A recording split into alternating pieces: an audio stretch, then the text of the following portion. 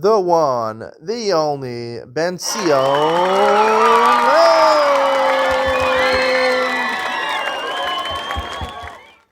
Good evening and welcome to Yeshiva YouTube, Iyun Benzion. Today we're doing Sotah, Daf Tedvav, number 15. I want to talk today about a concept that's found throughout Shas.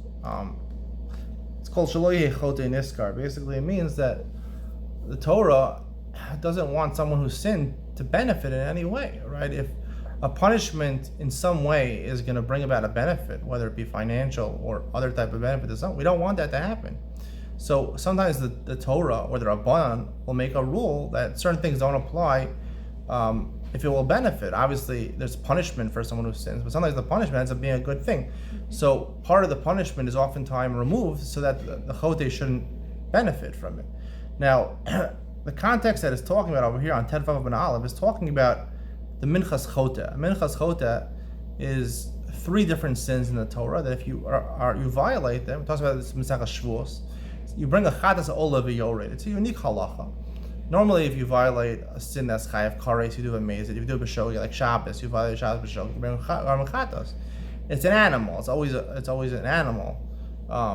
You bring a female goat or a female sheep. I think it's a female goat. So that's basically, you only can bring it out. You can't bring birds. You can't bring korban mincha. However, for these three sins, if you're actually poor, the Torah allows you to bring something cheaper. These three sins are basically shua shav, you make a false vow, or shua sa'edus, where you know edus for somebody and you swear that you don't know the edus, you don't know the testimony about it. It's relevant to the case. And also if you're tameh and you go into the azara or you eat kachim, so those are three sins basically that if you did it b'shogeg and you're rich, you bring an animal. If you're not so rich, you bring two birds. If you're very poor, then all you're required to bring is a minchas chotah, which is a korban mincha. It's a flour offering. It doesn't cost, you go to the store, flour doesn't cost too much. Now, the Gemara is talking about, normally a korban mincha is accompanied by shemen and levona. You bring it with oil and levona. It's this type of spice, frankincense, I don't know exactly what that is.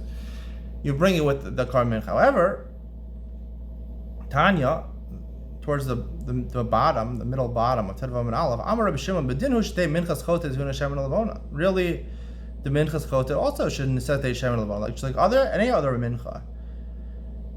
Shelo yeh chotei niskar, right?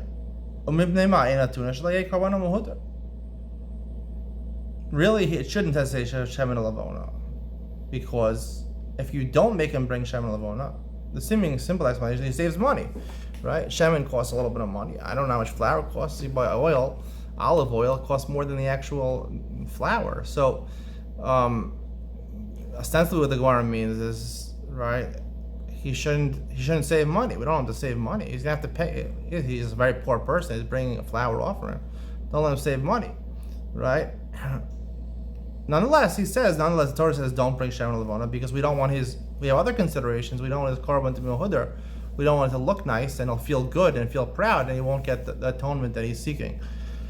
Now, the problem with this Gemara is that the Torah was concerned about his finances. This unique korban, the Torah showed that it's concerned about his finances, right? If you're rich, you bring an animal. If you're not, if you're medium, if you're middle class, like West Hempstead over here, at least the section my parents live in. So you're middle class, so you bring birds, which are not expensive, but if you go to the store, you buy some chicken. It's not cheap to buy chicken. Chicken's not that cheap. But if you're really poor, then you bring flour. Go to the flour section. I don't know how much it costs in Israel. I don't know. It's like $2-3 for a kilo of 2.2 pounds of. I'm here in America, if they adjust things to pounds, I'm thinking in kilos over here. If a kilo is 7-10 shekel, a pound, I don't know, it's like a little more than $1 for a pound of flour, I guess. That's how much it should cost over here. I don't know exactly how much it costs over here. You buy some flour, it doesn't cost so much money over here. But the whole point of the Torah is that it wants the person to save money. So what is the Gemara saying over here? Shelo yeh chotei niskar, right? That really he shouldn't save money. There's another consideration. We don't want his korban to look nice. The Torah shows that it is concerned about the guy's money. So what does it mean? So there has to be a different explanation of Shelo yeh chotei niskar. I mean, when people think about reward, at least in compensation, usually the first thing you think about is money, at least in this world, right? Olam Haba, we think there's other types of compensation, other type of reward. But in this world, at least when you think of reward, most people, you ask a person what they want as a present, The best present to get anyone if you want to get a present for somebody is cash. I mean, cash you can do anything with, all right? The only person you shouldn't be giving cash to is your spouse, Every other person in the world you want to give a gift to, you should give money to, because that's the gift they'll enjoy the most, because they can do whatever they want with it. You give them a gift, they have to give it back and try to, get less money for whatever you give them. But even something more valuable in this world than cash, actually, is convenience and difficulty. And yes, the Torah is concerned about a person's finances over here, but presumably this person's very poor. If he's very poor, he can't even afford chicken. He can only afford flour. It means he's probably taking stuff. He's probably taking charity from other people. Now, he's going to have to go bring a korban mincha. He's going to have to get charity for his korban mincha. Now, to go on the door and ask for shemen levona, to ask for some oil, which costs even more. So that it's not about financial. He's taking stuck anyway. It's about convenience. It makes his life harder. And that's what I mean. We're not talking about financial consideration. The Torah is concerned about his financial consideration.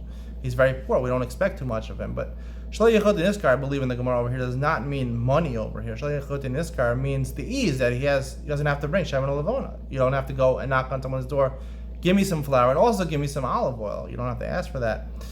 However, there's another consideration, is that we don't want his korban to be mehuter, so therefore we're makel on him. Like Rashi says, we don't want it to be makel on him, to be lenient on the person. Usually lenient, right? When you think about halacha, a leniency is not just because it saves a person money. It's convenient. It's much easier. It's much better to be makel on things, because to keep all the laws is harder. It's strenuous to keep other halachas.